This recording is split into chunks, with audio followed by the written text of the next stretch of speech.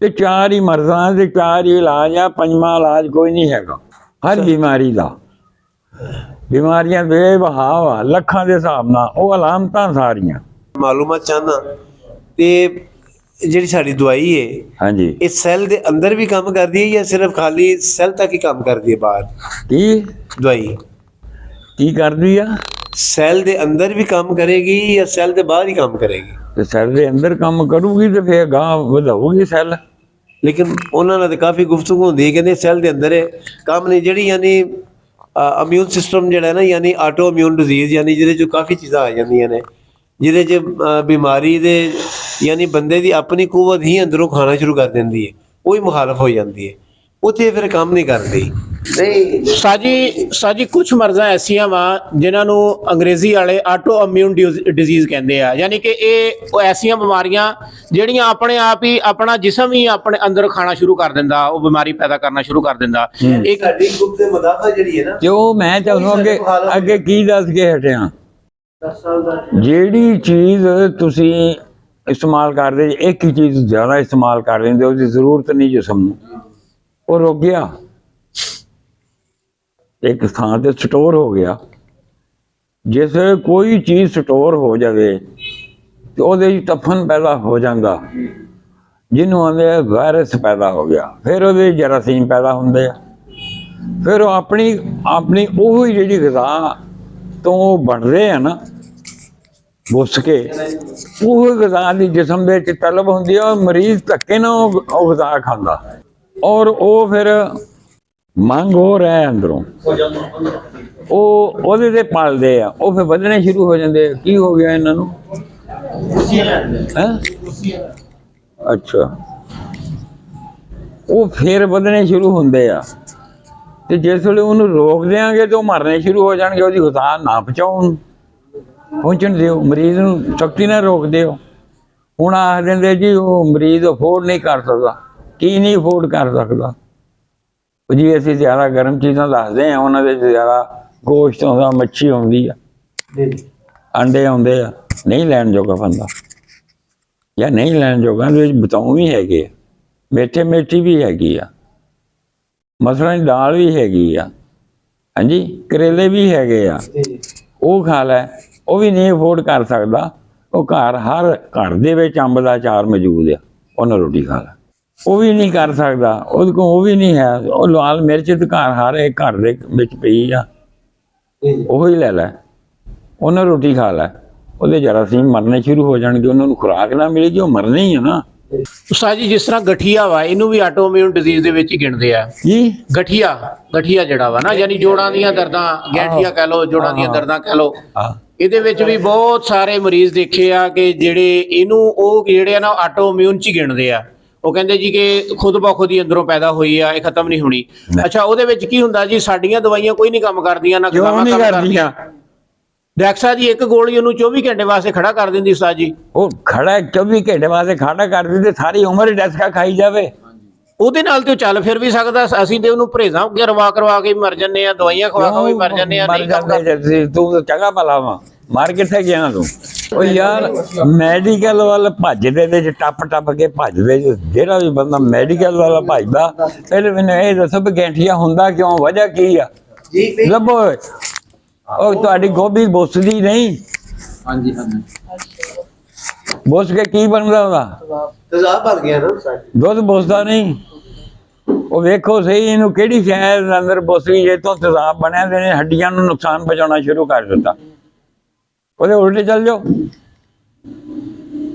ਉਹਦਾ ਨਹੀਂ ਇਲਾਜ। ਕਿਹੜੀ ਸ਼ਾਇਦ ਜਿਹੜੀ ਦੁਨੀਆ ਤਿੱਬ ਦੇ ਵਿੱਚ ਇਲਾਜ ਨਹੀਂ ਹੈਗਾ?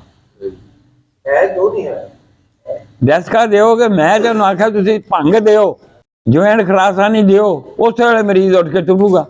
ਜਦੋਂ ਉਹਦੇ ਹੋਸ਼ੋ ਹਾਸੀ ਕਾਇਮ ਨਹੀਂ ਹੋਣੇ, ਉਹਨੂੰ ਕੀ ਅਹਿਸਾਸ ਹੀ ਨਹੀਂ ਹੋਣਾ, ਉਹਦੇ ਇਸ ਚੀਜ਼ ਤੁਸੀਂ ਖਤਮ ਕਰ ਦਿਓ। ਦਸਕਾ ਵੀ ਇਹੋ ਕੰਮ ਕਰਦਾ।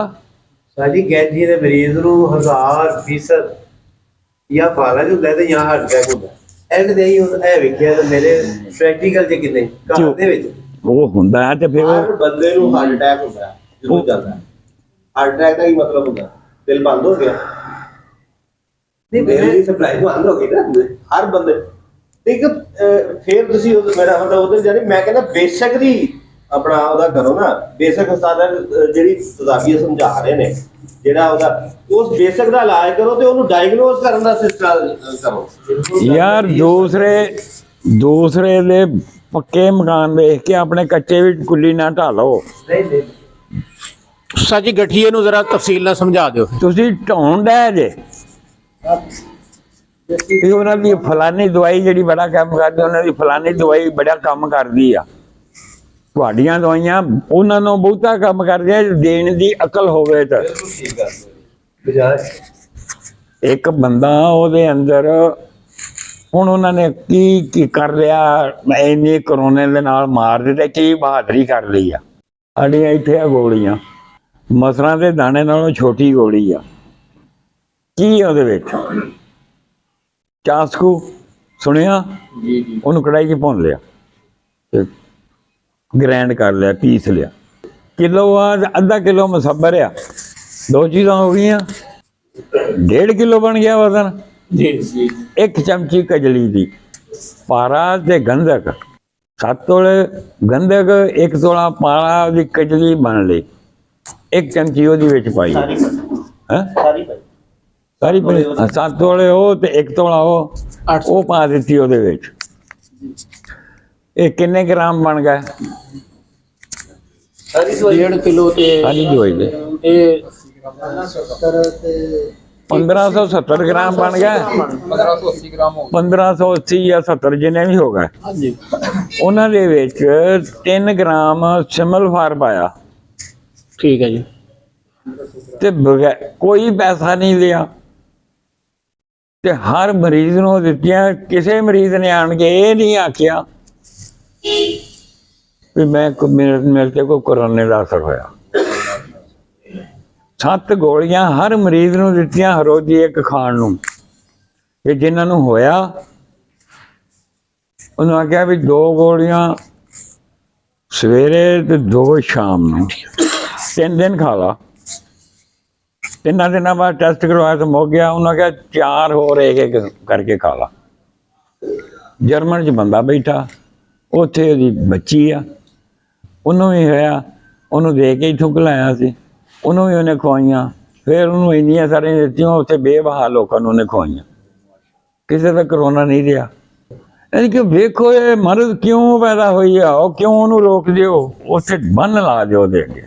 ਇਹਦਾ ਨਾਮ ਪਰੇਗਾ ਜੋੜਾਂ ਦੀਆਂ ਦਰਦਾਂ ਜਾਂ ਗੈਂਠੀਆਂ ਜਾਂ ਜੋ ਕੁਝ ਵੀ ਇਹਨੂੰ ਆਂਦੇ ਆ, ਅੰਗਰੇਜ਼ੀ ਦੇ ਵਿੱਚ ਉਹ ਨਾਂ ਹੋਰ ਰੱਖ ਲੈਂਦੇ ਆ, ਅਸੀਂ ਹੋਰ ਸਾਡਾ ਨਾਂ ਹੁੰਦਾ।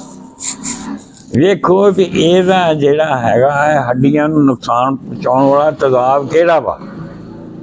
ਹੱਡੀਆਂ ਨੂੰ ਨੁਕਸਾਨ ਤੇਜ਼ਾਬ ਹੀ ਪਹੁੰਚਾਉਂਦਾ। ਅਜ਼ਲਾਤੀ ਤਹਿਰੀਕ ਜਿਹੜੀ ਹੈ ਵਜ਼ਾਦੇ ਖੁਦ ਤੇਜ਼ਾਬ ਆ। ਤੇ ਤੇਜ਼ਾਬ ਦੇ ਵਿੱਚ ਤੇਜ਼ਾਬ ਪਾਓਗੇ ਤੇ ਕੀ ਹੋਊਗਾ? ਤੇਜ਼ਾਬ ਵਧੂਗਾ। ਅਜ਼ਲਾਤੀ ਹੋਰ ਵਧਾ ਦਿਓਗੇ ਤੇ ਤੇਜ਼ਾਬ ਹੋਰ ਵੱਧ ਜਾਣਾ, ਉਹ ਤਕਲੀਫ ਵੱਧ ਜੂ। ਇੱਕ ਬੰਦੇ ਦਾ ਮਿਹਦਾ ਹੀ ਖਰਾਬ ਹੈ, ਤੁਸੀਂ ਉਹਦਾ ਇਲਾਜ ਨਹੀਂ ਕਰਦੇ, ਜਿੰਨੀ ਮਰਜ਼ੀ ਐਂਟੀਬਾਇਓਟਿਕ ਦਵਾਈ ਦਿਓ। ਮਿਹਦਾ ਤਾਂ ਗਜ਼ਾ ਨੂੰ ਬਸਾਈ ਜਾਣ ਡਿਆ, ਜਾਂ ਗਜ਼ਾ ਅੰਦਰ ਵਾਧੂ ਪਈ ਆ ਉਹ ਬੁੱਸੀ ਜਾਣ ਡਈ, ਉਹ ਤੇਜ਼ਾਬ ਬਣ ਰਹੀ ਆ। ਉਹ ਵੇਖੋ ਕਿਹੜੀ ਗਜ਼ਾ ਹੈ ਬਹੁਤੀ ਖਾਣ ਡਿਆ, ਉਹਦੀ ਉਹ ਰੋਕ ਦਿਓ, ਉਹ ਬੁੱਸਣੋਂ ਹਟ ਜਾਏ ਤਾਂ ਉਹਦਾ ਗੈਂਠੀਆ ਖਤਮ ਹੋ ਜਾਊਗਾ।